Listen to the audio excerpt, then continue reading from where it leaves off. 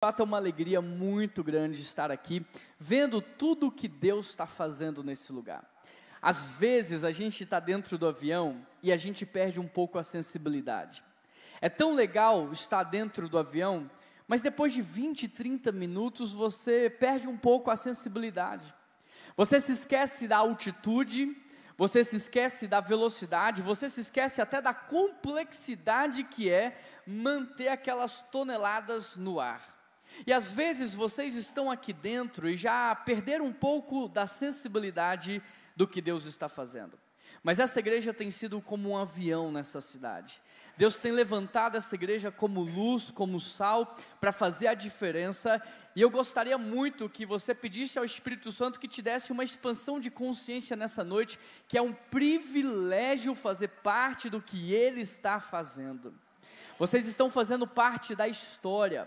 Como o Mateus bem disse, hoje eu pastorei uma igreja que tem os seus 113 anos de idade, mas ela também já teve um ano. Ela também já inaugurou um espaço como esse. O nosso espaço hoje é um espaço que já vai completar aí seus quase 90 anos, o nosso templo histórico já tem quase 90 anos, mas um dia também ele foi inaugurado como um espaço como este, sabe? E hoje a minha geração olha para trás e agradece a Deus por aquela geração que acreditou numa visão. Hoje a minha geração olha para trás e cita nomes que foram cravados na história, nomes de pessoas que se doaram, que se entregaram, que acreditaram. Sabe, hoje nós temos aqui na nossa cidade uma rede de colégio chamada Rede Batista de Educação. Quantos aqui conhecem o Colégio Batista? O Colégio Batista começa dentro da nossa igreja com 6 crianças. Nem tudo nasce grande. 6 crianças. E eu te pergunto, você acha que naquele tempo eles tinham ideia que alguns anos depois, aquelas 6 crianças e aquele colégio batista se tornaria na maior rede de ensino da América Latina, com mais de 22 colégios e só em Belo Horizonte 16 mil alunos? Mas hoje a minha geração agradece porque um dia alguém acreditou. A minha geração agradece porque um dia alguém investiu, e hoje os meus filhos podem colher do fruto daquele que veio antes de nós. Sabe o que eu quero dizer para vocês? Vocês estão fazendo parte de algo histórico. Vocês estão construindo a história. Vocês estão fazendo parte de algo que vai ser contado nas próximas gerações. Possivelmente o seu nome será citado, porque a história narra a vida de homens e mulheres de fé. A história tem o prazer de contar sobre a vida de homens e mulheres generosos, e vocês estão fazendo parte da construção de um novo tempo dessa igreja, e eu estou muito feliz de estar aqui nesse dia tão histórico e tão memorável. Eu quero orar por vocês. Eu quero pedir ao Espírito Santo, antes da gente começar a mensagem aqui, que derrame sobre vocês tudo aquilo que um dia Deus derramou sobre a PIBBH. Que Deus faça essa igreja também ser uma igreja centenária. Que Deus também sustente essa igreja por gerações e gerações. Que os seus filhos, os seus netos e os seus bisnetos possam desfrutar do teu investimento nessa casa, nessa comunidade, nesse lugar, e que a próxima geração um dia agradeça, dizendo: olha, o meu avô fez parte da construção da Light Church, o meu avô investiu na transição do templo, meu avô investiu na compra de um imóvel, meu avô comprou uma cadeira, a minha avó investiu naquele lugar, e hoje nós estamos aqui por causa deles. Eu esqueci de falar, o meu avô, ele foi diácono da igreja que eu pastoreio por 60 anos. Meu avô hoje está com quase 100 anos. E os meus filhos são a 4ª geração de crentes na mesma igreja, porque um dia meu avô acreditou numa visão. Você não tem ideia do que Deus pode fazer, se hoje você acreditar e se entregar.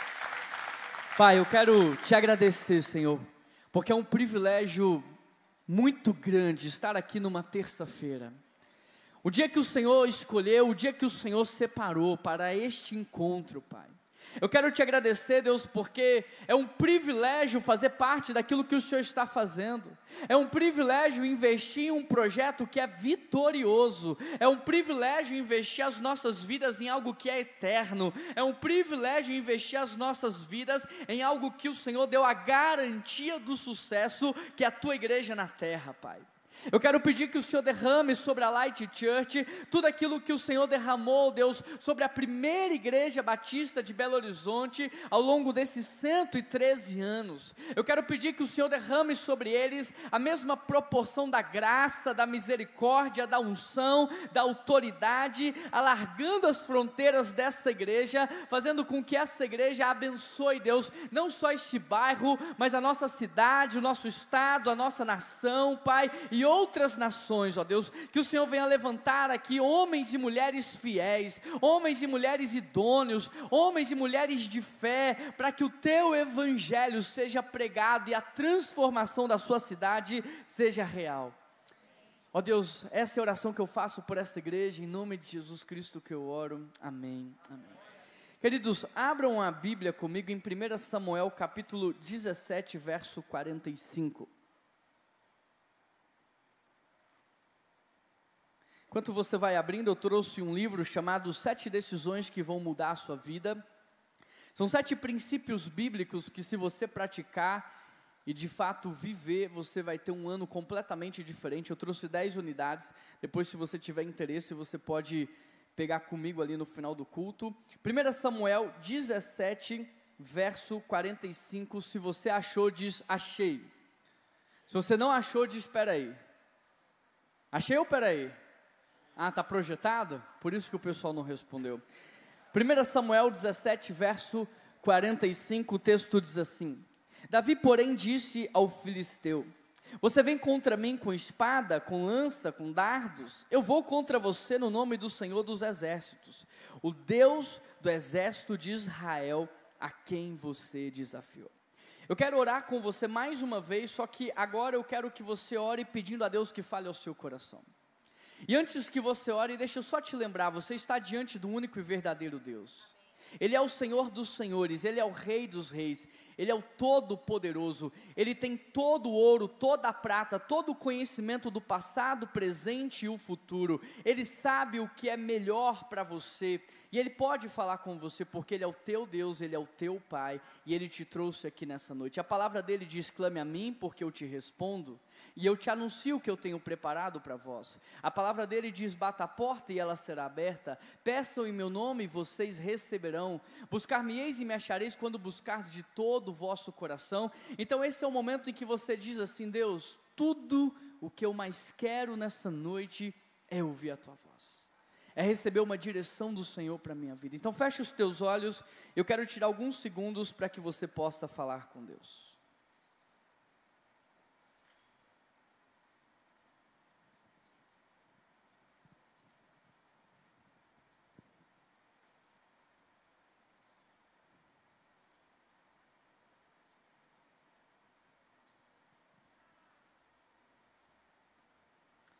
Fala conosco.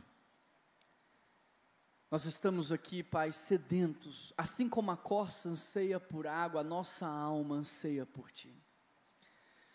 Fala conosco, Pai, abra os nossos ouvidos espirituais, abra os nossos olhos espirituais, quebranta o nosso coração para que ele esteja sensível àquilo que o Senhor deseja fazer nesse lugar, nessa noite. Nós queremos ter, de fato, Deus, uma palavra de direcionamento para o nosso segundo semestre. Nós queremos uma palavra que vá nortear as nossas vidas, porque nós queremos andar de acordo com o Teu querer e a Tua vontade. Nós pedimos ao Senhor, Deus, que nos perdoe dos nossos pecados, que nos santifique de todo mal, e que, de fato, Deus, nós estejamos aqui com a mente 100% cativa ao Senhor. Fala conosco, Pai. E que o Teu nome seja glorificado hoje para todos, sempre, toda a igreja diz. Amém. Queridos, essa é a história de Davi.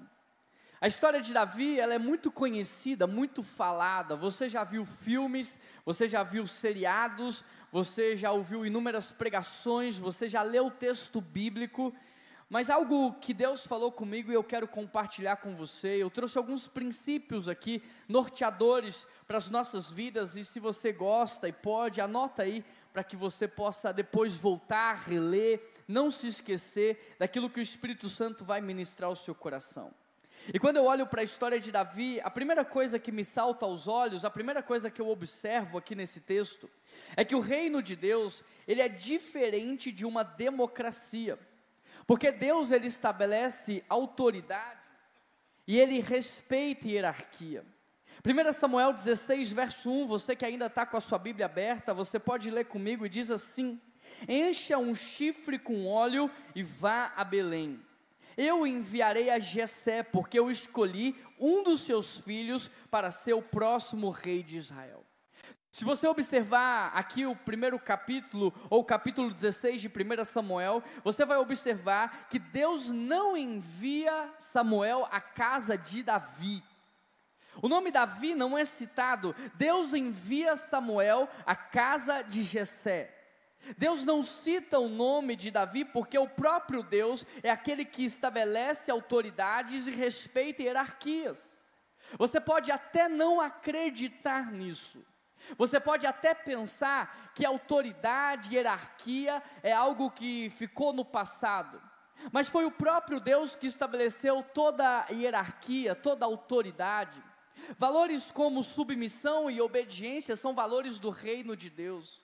E muito aquilo que a gente chama de atualidade, pós-modernidade, que é a rebeldia e a desobediência, esses são valores do mundo das trevas.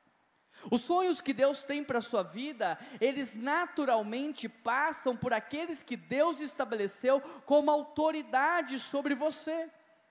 A sua identidade de filho foi revelada por aquele que te deu a luz, aquele que te pegou no parto, no dia da sala do hospital. Os sonhos que Deus tem para a sua vida, eles passam por aqueles que Deus primeiro estabeleceu como autoridade na sua vida. Você pode ver isso, por exemplo, em Abraão e Ló. Enquanto Ló estava com Abraão, todas as coisas fluíam, ele crescia, ele prosperava, mas quando ele rompe, quando ele sai de perto de Abraão, ele passa a viver uma grande crise. Você vê isso em Abraão, Isaque e Jacó.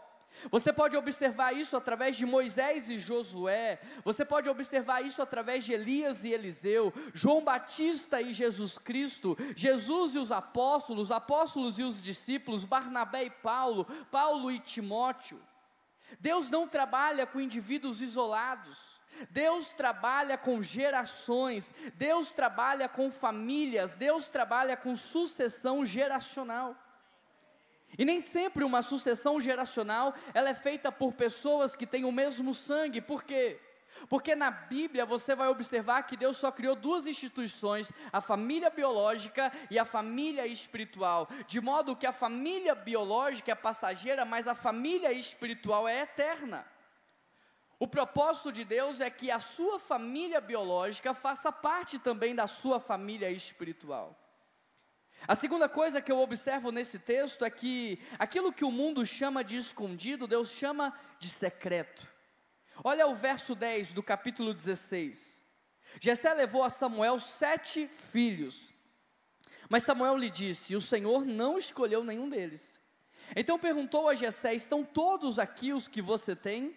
Jessé respondeu: ainda tenho o caçula, mas ele está cuidando das ovelhas. Samuel disse: traga-o aqui, nós não nos assentaremos até que ele chegue.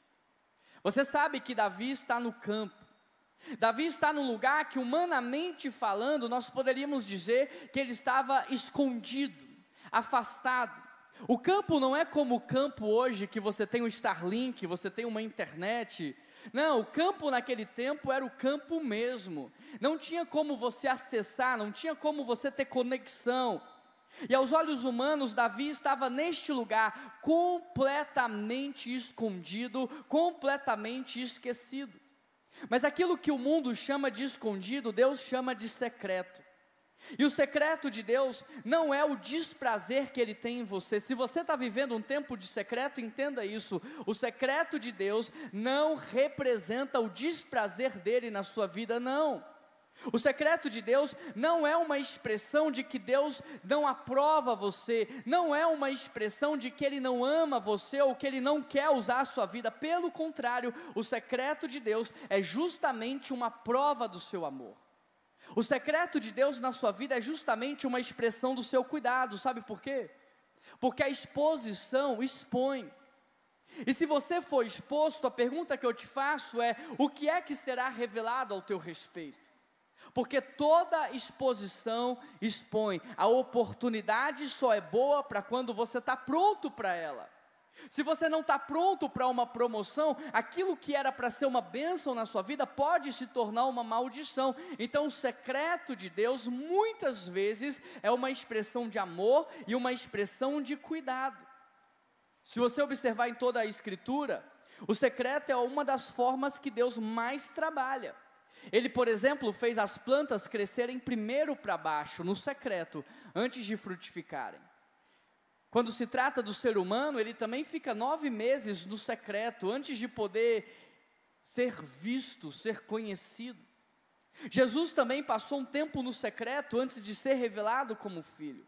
O secreto na sua vida, ele é uma expressão do amor e do cuidado de Deus, porque é no secreto que nós fomos formados. É no secreto que nós somos modelados, é no secreto que nós ganhamos imunidade, é no secreto que nós ganhamos resistência, é no secreto que nós somos forjados para aquilo que Deus deseja fazer. Olha o que a Bíblia diz: entra para o teu quarto e o Pai que te vê no secreto te recompensa no público. Eu e você não entramos no secreto para ver Deus. Nós entramos no secreto para que Deus nos veja crescendo para baixo, para que Deus nos veja enraizando as nossas vidas nele. Nós entramos no secreto e o Pai que nos vê no secreto, Ele nos recompensa no público. Sabe, a Bíblia diz que há uma grande diferença entre o tolo e o sábio. E a Bíblia diz que o tolo é aquele que constrói na areia, enquanto o sábio é aquele que constrói na rocha. Interessante, porque muitas pessoas pensam que o tolo é o débil, ignorante, desprovido de conhecimento. Mas na verdade o tolo é justamente o esperto dos nossos dias, porque ele economiza no processo para alcançar o resultado mais rápido. Construir na rocha leva tempo, tem que tirar a areia, tem que cavar a terra, para chegar na rocha leva tempo. E muitos não estão dispostos a investir primeiro no seu crescimento espiritual ou na sua fundamentação. Agora, Deus não deseja que você invista o seu tempo de vida limitado em algo que não vale a pena. Deus não quer que você construa um prédio que vai desmoronar. Deus não quer que você se torne um médico que vai ser preso por um erro, por um equívoco, não. Por isso, primeiro Ele te coloca no secreto, para que você venha desenvolver raízes e fundamentos. O secreto de Deus é onde nós vencemos as nossas primeiras batalhas. No secreto de Deus é onde nós materializamos as nossas primeiras vitórias. Portanto, se você está no tempo do secreto, aproveita para crescer. Se você ainda não tem uma agenda tão cheia, não tem tanta atividade, aproveita para você se desenvolver. Agora é tempo de você investir no seu crescimento, é tempo de investir na fundamentação da sua vida. A verdade é que Deus não te escondeu, Ele apenas está te protegendo no seu tempo de formação. Amém, igreja? A terceira coisa que eu aprendo aqui nesse texto é que não é você que encontra o seu sonho, é o sonho de Deus que vai encontrar você. 1 Samuel 16, verso 12. Então Jessé mandou chamá-lo e ele veio, ruivo, de belos olhos, boa aparência. Então o Senhor disse a Samuel: é este, levanta e unja. Se você observar, queridos, Davi não buscou uma vaga no LinkedIn. Davi não contratou um headhunter para posicioná-lo no mercado do trabalho. Davi, ele não fez tráfego pago para potencializar suas redes sociais. Ele não buscou oportunidade, ele não cavou uma oportunidade, não. Davi estava o tempo todo no secreto, porque o Pai que o vê no secreto te recompensa no público. Agora, qual que era a postura de Davi no secreto? Qual que era a postura de Davi enquanto ele aguardava? Qual que era a postura de Davi enquanto ele esperava? Por um acaso ele estava no secreto murmurando, reclamando, questionando a respeito da vontade de Deus? Não, ele estava no secreto justamente honrando a Deus, salmodiando a Deus, servindo com excelência, dando o seu melhor naquilo que ele estava fazendo, e o pai, que o viu daquela maneira no secreto, decidiu recompensá-lo no público. Não é você que tem a obrigação de encontrar o seu sonho. É o sonho de Deus que encontra você quando você é fiel naquilo que Deus te colocou para fazer.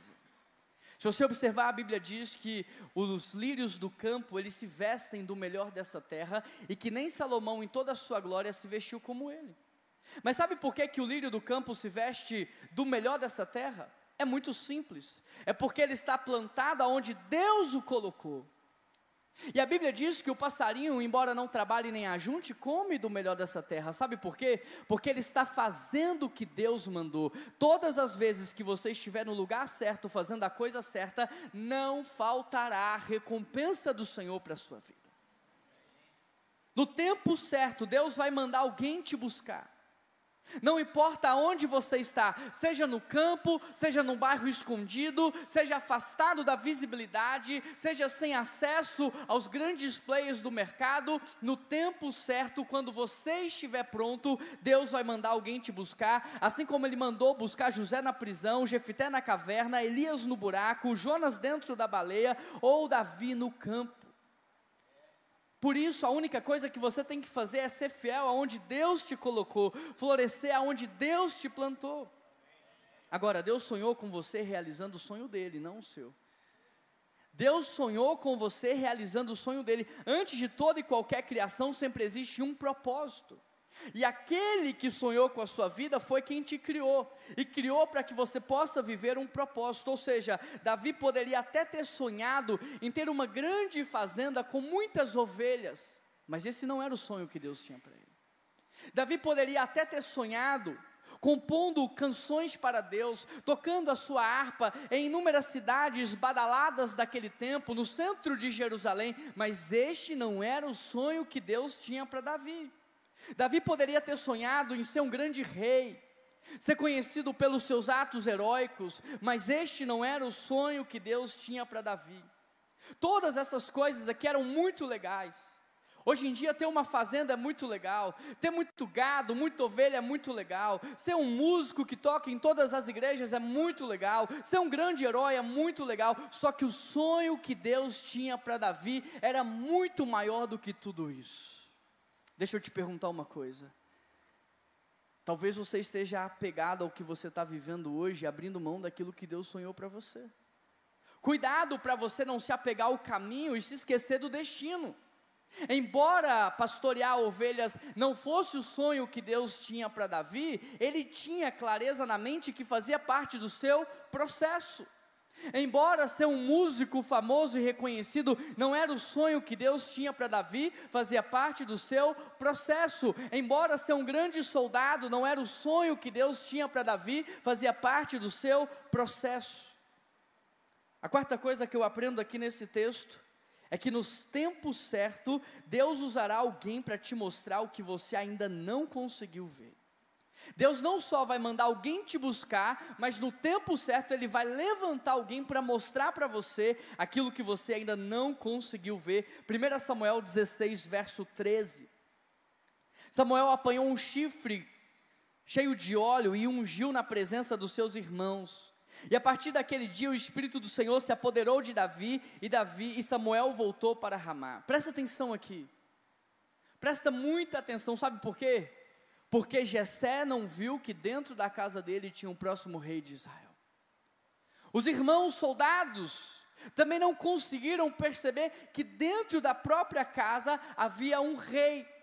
E nem mesmo Davi conseguiu ver, mas quando chegou a hora certa, Deus levanta um líder espiritual para mostrar para Davi aquilo que ele não conseguia enxergar. Sabe por que Deus coloca líderes espirituais na sua vida? Não é para te entreter, não é para massagear o seu ego, não é para ser só o seu amiguinho nas horas boas. Deus coloca líderes espirituais nas nossas vidas para destravar o nosso futuro, para nos mostrar coisas que nós não conseguimos ver, porque quem está dentro da garrafa não consegue ler o rótulo, quem está dentro da nuvem não consegue ver o céu. Às vezes nós precisamos de alguém para nos mostrar aquilo que Deus quer fazer e nos potencializar para viver os sonhos que Deus tem para as nossas vidas. Agora cuidado, porque o inimigo, sabendo disso, sabe o que ele faz? Ele trabalha para quebrar sua relação com o seu líder espiritual. Ele trabalha para te afastar dos seus líderes espirituais. Uma relação espiritual quebrada é um prenúncio de uma crise maior. Porque quando o inimigo vem e semeia no teu coração de que você não é salvo, de que você não é chamado, de que você não é amado, sabe, Deus tem sempre um líder espiritual para chegar para você e falar assim: isso é mentira de Satanás, você é amado, Deus te salvou, você é chamado. A igreja testifica do que o Espírito Santo faz na sua vida, mas quando as relações estão quebradas, sabe, você é uma presa fácil. A ciência diz que o uivo do lobo, ele tem o poder de causar confusão mental no cérebro da ovelha. Então quando o lobo uiva, a ovelha fica confusa, e é isso que faz com que ela desprenda do rebanho, e sem o rebanho ela é uma presa fácil. Sem Samuel, Jessé não teria mandado chamar Davi no campo. Sem o profeta Samuel, Davi não teria se tornado rei de Israel. Sabe, quando eu olho para a Bíblia, eu percebo que as relações espirituais são muito importantes. Toda conexão espiritual serve para potencializar propósitos. Se aquela mulher, por exemplo, do Antigo Testamento, se ela não tivesse uma boa vizinhança, se ela não tivesse uma amizade com as suas vizinhas, o profeta ia falar para ela: pega a vasilha emprestada, e eu te pergunto, quem é que ia emprestar? Pensa aí na sua Tupperware. Você ia emprestar sua Tupperware para uma vizinha fofoqueira que fala mal de você e que você não gosta dela? Mas o texto diz que aquela mulher encheu toda a sua casa de vasilhas vazias, e isso nos mostra que ela era uma mulher muito bem querida e relacionada. As conexões potencializam propósitos, ainda mais quando se trata de liderança espiritual. A quinta coisa que eu aprendo aqui nesse texto é que o seu sonho é realizado enquanto você realiza os sonhos daqueles que lideram você. 1 Samuel 16, 21, Davi foi apresentar-se a Saul, passou a trabalhar para ele. Saul gostou dele, Davi tornou-se o seu escudeiro. Então Saul enviou a seguinte mensagem a Jessé: deixe que Davi continue trabalhando para mim, porque eu estou muito satisfeito com ele. Queridos, antes de ser rei, Davi trabalhou a sua vida inteira para realizar os sonhos do seu pai. O seu pai tinha um rebanho de ovelhas que nenhum dos filhos queria pastorear, porque pastorear ovelhas naquele tempo não era algo muito atrativo. Você ficava com o cheiro das ovelhas, afastado da família, no meio do campo, correndo perigo, ninguém queria fazer. Antes de ser rei, Davi trabalhou para realizar os sonhos do seu pai. Antes de ser rei, Davi trabalhou para realizar os sonhos dos seus irmãos, que estavam lá no campo de batalha, cansados, com fome, e é Davi que vai lá levar comida para os seus irmãos. Antes de ser rei, Davi trabalhou para realizar os sonhos dos soldados, que estavam lá amedrontados, porque Golias está dizendo assim: vem um a um, e ninguém tinha coragem de enfrentar. Antes de ser rei, Davi trabalhou para realizar os sonhos de Saul, conquistando cidades, impérios e avançando com o reino de Israel. Só que mal sabia Davi que quanto mais ele ajudava as pessoas ao seu redor a realizar os seus sonhos, mais perto de viver os sonhos dele ele estava. Davi não tinha ideia que, ao levar comida para os seus irmãos, ele veria uma oportunidade de se tornar um soldado. Davi não tinha ideia que, protegendo ali as ovelhas do seu pai, ele estaria sendo treinado para derrotar Golias. Davi não tinha ideia que quanto mais ele trabalhava para realizar os sonhos dos outros, mais perto de viver o sonho dele ele estava. Davi sabia o que ele tinha que fazer: levar comida para os seus irmãos. Você sabe o que você tem que fazer hoje. O que você não sabe é aonde Deus vai te levar se você continuar servindo os seus irmãos. Uma coisa que você não sabe é o que Deus vai fazer na sua vida se você continuar trabalhando para realizar os sonhos daqueles que estão ao seu redor. Davi aprendeu que para ter a coroa de um rei, ele precisava primeiro ter um coração real. Para ter a coroa de um rei, ele primeiro precisava ter o coração de um rei, sabe? Deixa eu te dizer uma coisa. Antes de ser um marido, tenha o coração de um marido. Antes de ser uma mãe, tenha o coração de uma mãe. Antes de ser grande, tenha um coração generoso. Antes de ser líder, seja um grande servo.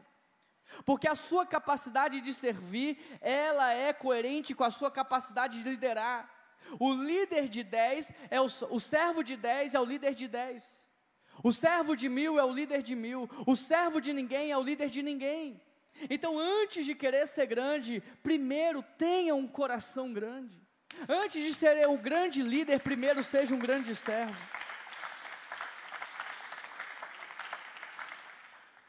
A sexta coisa que eu aprendo aqui nesse texto é que sempre haverá propostas para tirar você do seu propósito.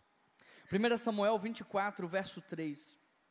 No lugar onde a estrada passava por alguns currais, Saul entrou numa caverna para fazer as suas necessidades. E aconteceu, porém, que Davi e seus homens estavam escondidos no fundo daquela mesma caverna. É a sua oportunidade, disseram os homens de Davi para ele. Hoje o Senhor lhe diz: certamente lhe entregarei os seus inimigos nas suas mãos, para que faça com ele o que quiser. Então, com todo cuidado, Davi se aproximou e cortou um pedaço da borda do manto de Saul. Guarda isso aqui no seu coração, querido. Sempre antes do excelente de Deus virá o bom de Satanás. Os amigos de Davi, pessoas que Davi confiavam, olharam para ele e disseram assim: eis que o Senhor hoje te entrega o teu inimigo na sua mão, para que você faça com ele aquilo que você bem quiser fazer. Sempre antes do excelente de Deus virá o bom de Satanás. E às vezes o bom de Satanás é tão bom que parece de Deus. Mas entenda uma coisa: o inimigo não quer que você viva o ótimo, o inimigo não quer que você viva o excelente, o inimigo não quer que você chegue lá. E se você não vai chegar destruído ou distraído, para ele tanto faz. Então, se ele percebeu que ele não está conseguindo destruir a sua vida, ele vai tentar distrair a sua vida.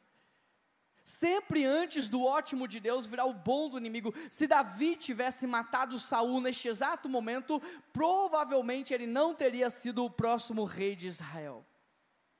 Quem vive pelo seu propósito vai ser tentado o tempo todo com inúmeras propostas. Quem vive e tem um propósito grande será o tempo todo tentado com propostas tentadoras, mas você precisa entender que as propostas vêm para tirar você do seu propósito. Tem gente que está lá na igreja, crescendo, florescendo, chegou destruído, chegou com o casamento acabado. E aí a pessoa começa a crescer, florescer, o casamento melhora, a relação com os filhos melhora. Sabe o que o Satanás faz? Ele manda uma proposta para aquele cara mudar de cidade. Ele manda uma proposta para aquela pessoa mudar de país. Aí até que ela mude, até que ela encontre uma igreja, até que ela enraize de novo tudo aquilo que foi construído, ela deixa desmoronar e deixa perder. Tem gente trocando de emprego por causa de R$10. Tem gente tomando decisão por causa de uma promoção pequena. Sabe, eu e você não fomos chamados por Deus para nos movermos pelas propostas, mas pelo propósito que Ele tem para nós. Quando você observa o jardim do Éden, você entende que antes de Deus colocar o homem para trabalhar, primeiro Deus deu para o homem tudo o que ele precisava, para que ele nunca se movesse pela falta e nem pela escassez, mas pelo propósito da sua vida. Sabe o que nos adoece hoje?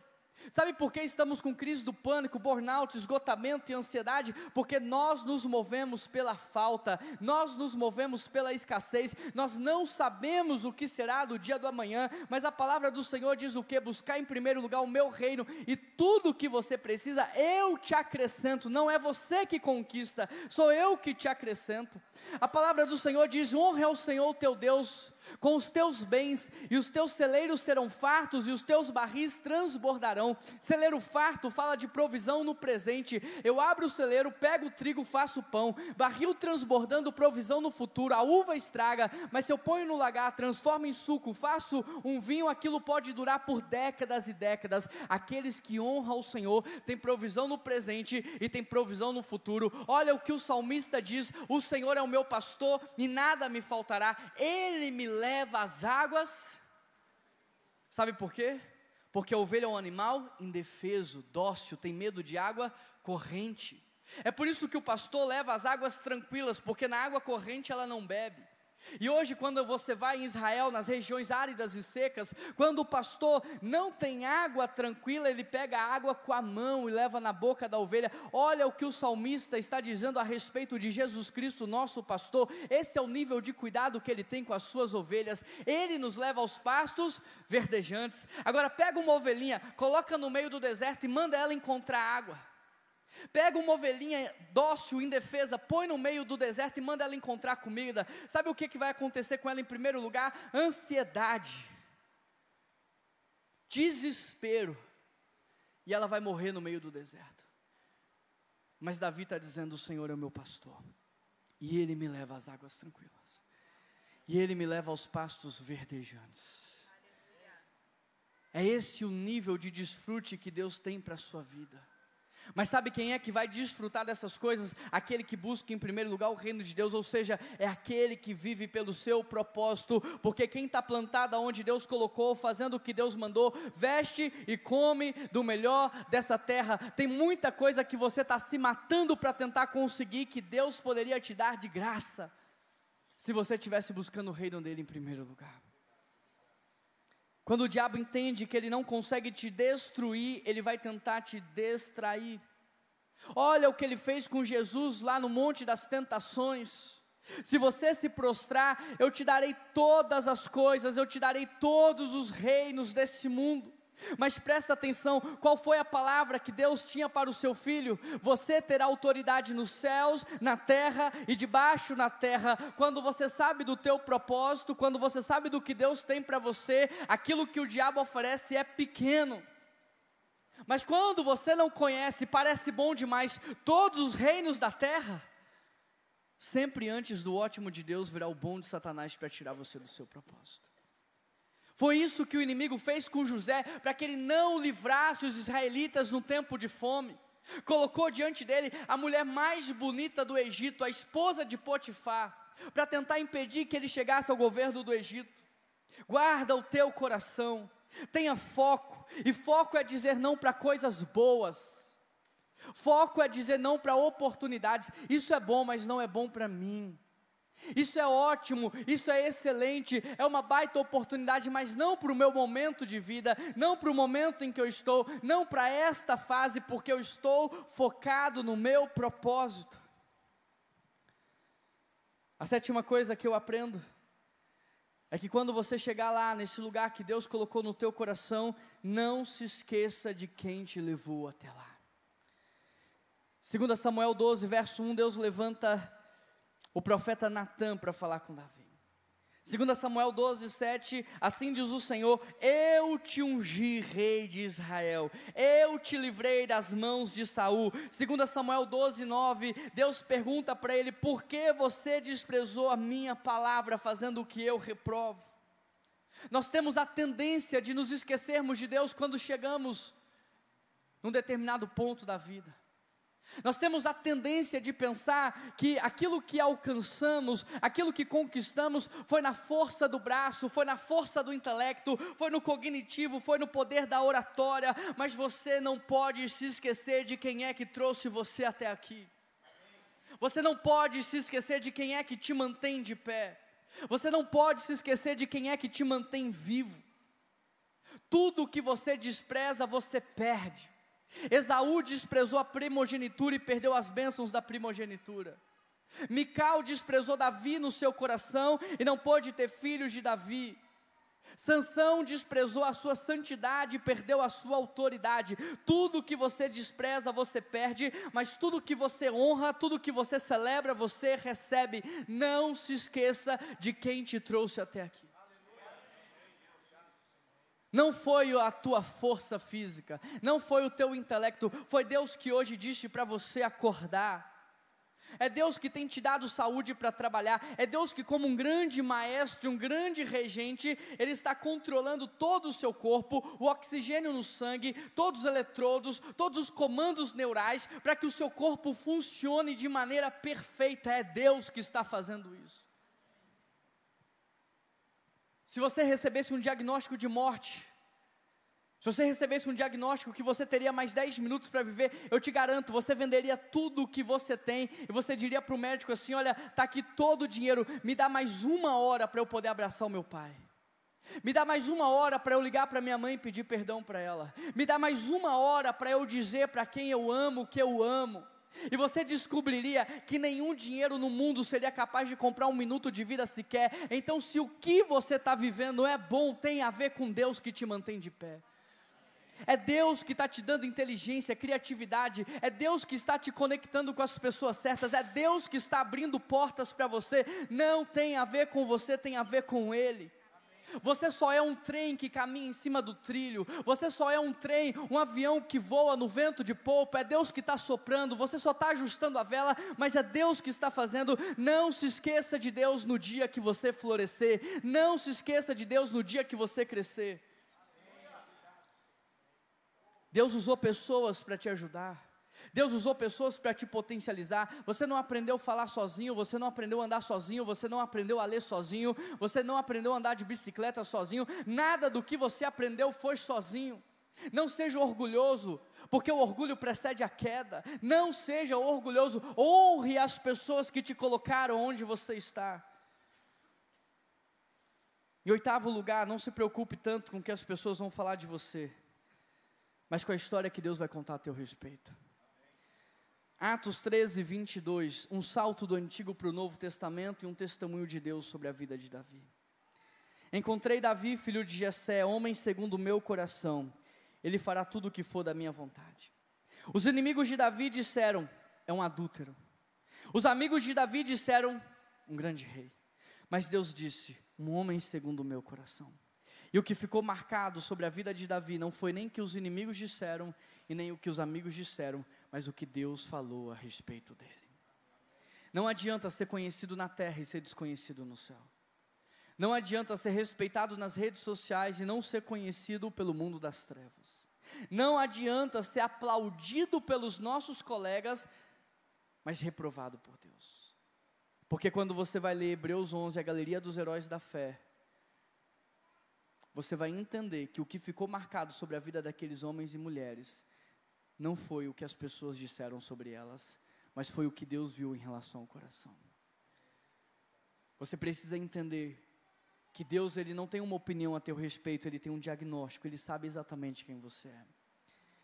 E o que você deve se preocupar é exatamente com a opinião dEle, porque se eu perguntasse para você, você está feliz com Jesus? Você diria que sim. Mas a grande questão dessa noite é se Jesus está feliz com você. A grande questão nessa noite é se Deus está feliz com você. Eu preciso de mais 5 minutos para terminar essa mensagem. Quem me dá 5 minutos? 5, 10, 15, 20, 25, 30, 35, 40. Brincadeira, eu já vou terminar aqui com uma historinha que eu quero contar para vocês.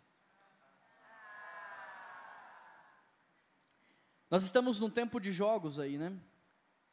Esqueci como é que chama, o Mundial de Clubes, né? Mas em 1986, estava acontecendo uma Copa do Mundo.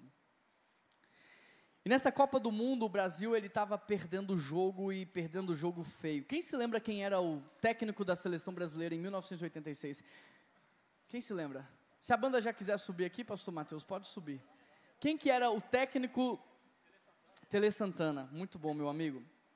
Então, em 1986, o Brasil está jogando o jogo, e o jogo está difícil, e o Brasil está perdendo aquele jogo, a situação está feia. O primeiro tempo inteiro é um verdadeiro vexame. O Brasil parecia que não era o Brasil. Aqueles jogadores, eles pareciam que eles estavam jogando ali de maneira obrigada, parece que eles não tinham ideia do privilégio que era servir vestindo a camisa da seleção brasileira. Então, quando acaba o primeiro tempo, o Tele Santana leva os jogadores para o vestiário, e essa história é real. Ele chega no vestiário e fala assim: gente, será que vocês perderam a noção? Nós somos a seleção brasileira. Essa é a camisa mais pesada do mundo. Não tem uma camisa de futebol mais importante do que a camisa da seleção brasileira. Você sabe quantos meninos, quantos homens sonham em vestir uma camisa como essa numa Copa do Mundo? Mas hoje eu estou vendo aqui um monte de menino jogar, como se estivesse jogando FIFA, como se estivesse jogando videogame. Vocês têm ideia de que essa é uma Copa do Mundo? Vocês têm ideia do que está em jogo? Porque vocês estão jogando de maneira vergonhosa, vocês estão desonrando a nossa nação. Então os jogadores voltam para o segundo tempo e Tele Santana pensa, agora vai.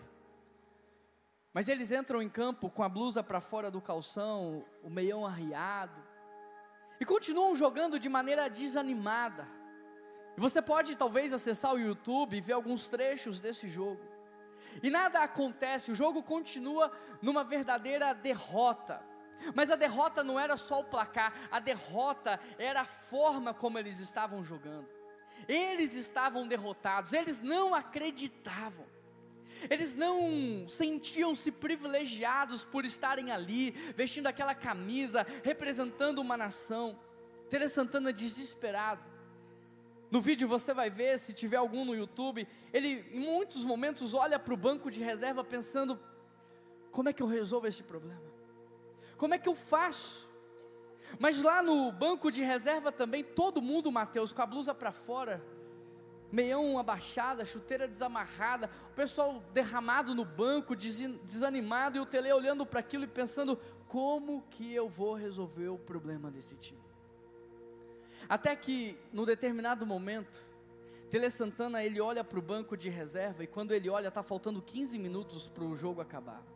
Ele olha para o banco de reserva, e tem um jogador que ele salta do banco de reserva, dizendo, professor, cansei de esperar, me dá uma chance, eu ainda não estreiei com a camisa da seleção brasileira, eu estou aqui aguardando, eu estou aqui esperando uma oportunidade, por favor, me dá essa oportunidade. E o Silas conta que foi assim que ele vestiu pela primeira vez na vida a camisa da seleção brasileira, e tudo porque ele disse, nós não estamos numa Copa do Mundo, mas nós estamos num campo de batalha. E nessa batalha que nós estamos, a luta está arriçada, a luta está séria, a luta está pesada. O mal não está de brincadeira. O mal está investindo pesado para destruir casamentos, famílias, crianças.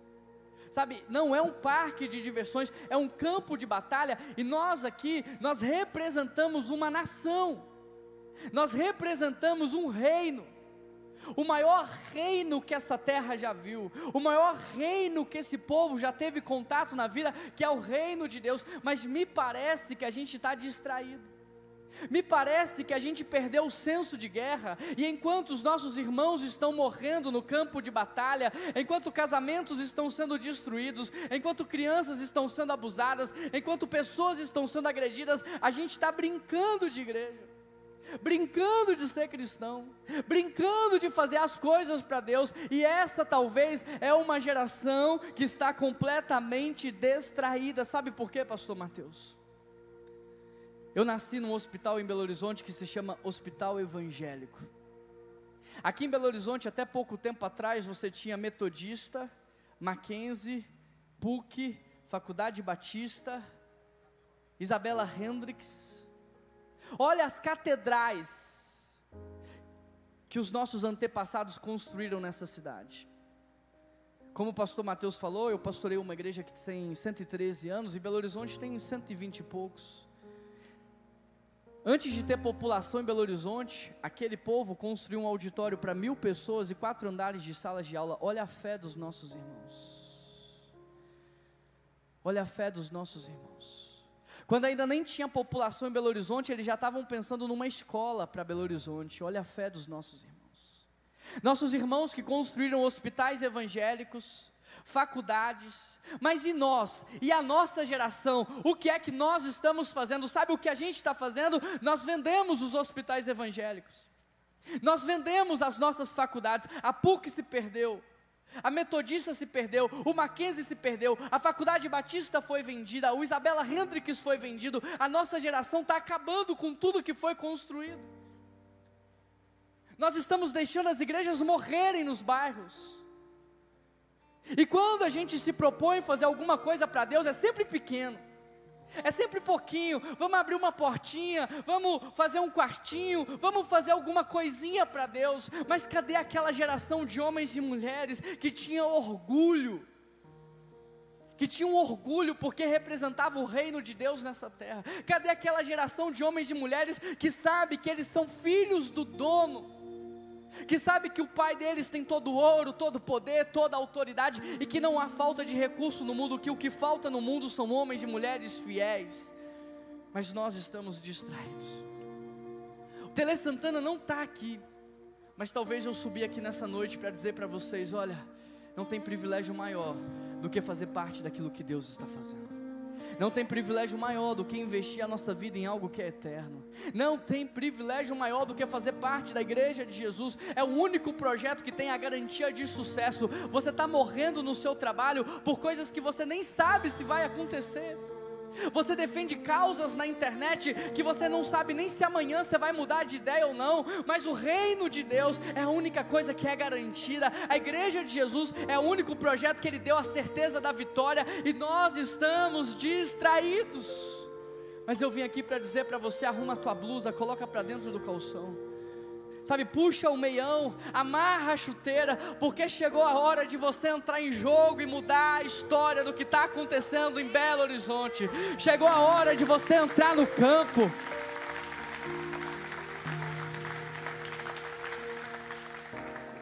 Assistir o jogo é bom, mas jogar é muito melhor.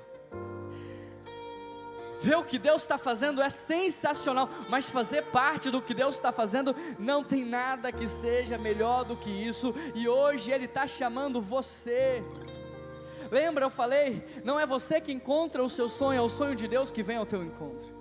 E Deus levanta pessoas para mostrar para você aquilo que você não consegue ver, mas haverá propostas para tirar você do seu propósito. E o inimigo está aqui com uma balinha, com um docinho, e enquanto você está destruindo, a guerra está acontecendo. Mas chegou um tempo de mudarmos a história de Belo Horizonte. Eu não sei se você está percebendo o que está acontecendo em BH, mas eu vou te contar. As maiores autoridades espirituais da nossa cidade estão passando o cajado. Há um limbo, há um hiato entre aqueles que são príncipes espirituais dessa cidade e a nova geração que está assumindo. E sabe o que está acontecendo nesse ato? O inimigo está fazendo festa. Olha o quanto o carnaval cresceu. Olha o quanto a parada LGBT cresceu em BH. Olha o quanto a violência cresceu nessa cidade. Olha a desigualdade social. Belo Horizonte, que sempre foi conhecida como uma cidade de paz, uma cidade tranquila para viver, hoje se transformou numa bagunça. Sabe por quê? Porque há uma transição espiritual acontecendo. Pastor Márcio Valadão, uma referência para nós, já passou o seu cajado. Do lado da minha igreja tem a nossa primeira filha, que é a Igreja Batista do Barro Preto, que já passou o cajado. Pastor Jorge Linhares está prestes a passar o cajado. Pastor Jeremias Pereira está prestes a passar o cajado. E o meu coração fica desesperado, porque eu fico me perguntando: será que nós temos gigantes na fé como esses homens para guerrear pela nossa cidade? Será que nós temos homens e mulheres para guerrear, não pelo seu, mas pelo nosso? Não pela sua casa, mas pela nossa cidade. Não por este tempo, mas para que os nossos filhos e os nossos netos e os nossos bisnetos desfrutem de uma cidade pacífica, onde o reino de Deus é visível. Feche os seus olhos aí onde você está. Como eu disse, nós não estamos numa Copa do Mundo, mas nós estamos num campo de batalha. O Tele Santana não está aqui, mas Deus me trouxe aqui nessa noite. E talvez nós estamos no segundo tempo, adentrando o segundo tempo. Ainda dá tempo de mudar, ainda dá tempo de fazer alguma coisa, ainda dá tempo de virar o jogo, porque a única coisa que Deus precisa é de homens e mulheres fiéis. A única coisa que Deus precisa é de gente fiel, é de gente que quer, é de gente que não quer ficar de fora, porque é Ele que capacita, é Ele que dá autoridade, é Ele que dá dons, talentos, habilidades, é Ele que conecta com pessoas, é Ele que abre portas, é Ele que coloca sobre o muito, é Ele que dá influência. Mas Ele faz tudo isso para quem? Ele faz tudo isso para quem quer, Ele faz tudo isso para quem está com sede, para quem está com fome, Ele faz tudo isso para quem não quer ficar de fora, Ele faz tudo isso com quem é fiel no pouco, Ele faz tudo isso para quem tem compromisso. E talvez você é como Silas, que está cansado de ver o jogo acontecer, que está cansado de ficar no banco de reserva, que está cansado de assistir a derrota. Talvez você é como Silas, que deu um salto do banco e disse: E se o Espírito Santo está movendo você, eu quero convidar você a sair do teu lugar e vir aqui na frente. Eu quero orar por uma porção dobrada do Espírito Santo sobre a tua vida. Eu quero orar por você.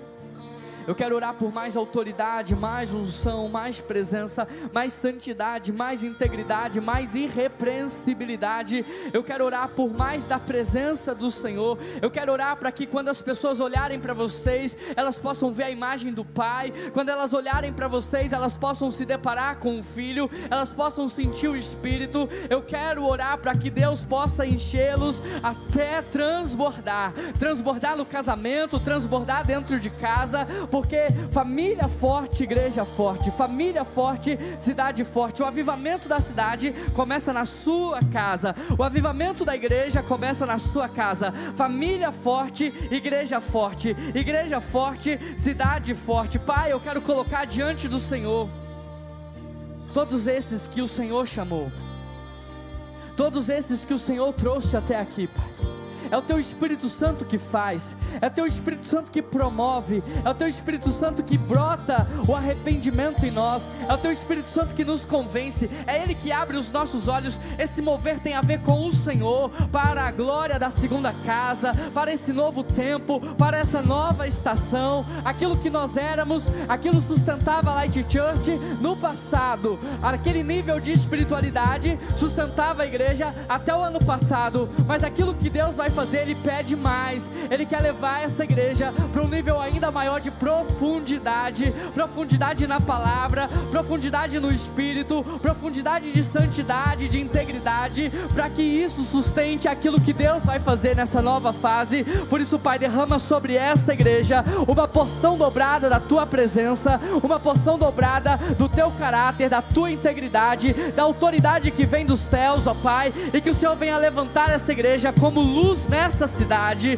como sal nessa cidade, Pai, e que dessa igreja, ó Deus, a luz possa, Pai, irradiar por todo o nosso estado, por toda a nossa nação, e que o Senhor levante essa igreja para abençoar outras nações, que o Teu reino seja expandido através daquilo que está acontecendo aqui, Pai. Eu peço ao Senhor, concretize essa palavra em cada casa, em cada família, em cada casamento, em cada filho. A Tua palavra não volta vazia, ela é lâmpada para os nossos pés, ela é divinamente inspirada pelo Senhor, apta para o ensino, para a correção. Ela identifica e separa juntas e medula espírito e alma. Senhor, essa é a Tua palavra, e nessa noite ela cumpriu o Teu propósito sobre essa casa, sobre essa igreja, sobre essa família espiritual. Muito obrigado, porque nem olhos viram e nem ouvidos ouviram aquilo que o Senhor está preparando para nós. Muito obrigado, porque essa igreja vai viver os melhores anos das suas vidas. Muito obrigado, porque cada família que aqui está experimentará de uma porção dobrada do Senhor. Em nome de Jesus que nós oramos, e toda a igreja diz... Você pode aplaudir a Jesus Cristo?